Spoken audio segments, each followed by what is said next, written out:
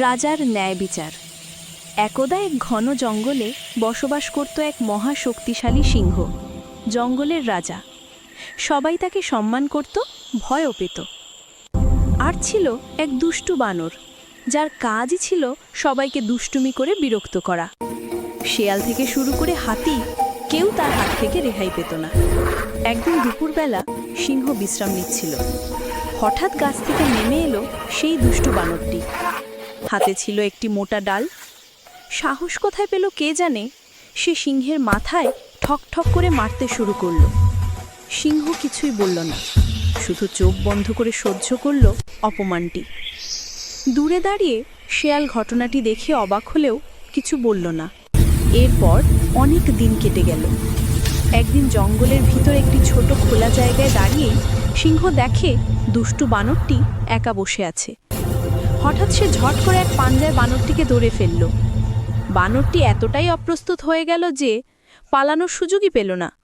এক নিমিষে একটি মাত্র শক্তিশালী কামড়ে সিংহ বানরটির জীবন শেষ করে দিল।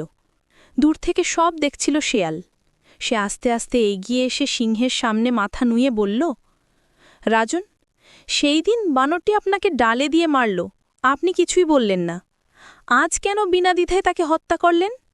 সিংহ ধীর কিন্তু দৃঢ় কণ্ঠে বলল, শুনো শেয়াল, যেদিন সে আমাকে প্রহার করছিল, যদি আমি তখনই তাকে শাস্তি দিতাম, তুমি কিংবা অন্য প্রাণীরা বুঝতেই পারতে না সে কতটা ভয়ঙ্কর, কতটা অশান্ত স্বভাবের।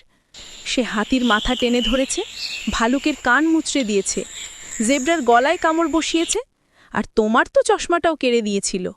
আমি অপেক্ষা করেছি যেন তোমরা নিজেরা দেখতে পারো তার চরিত্রের আসল রূপ।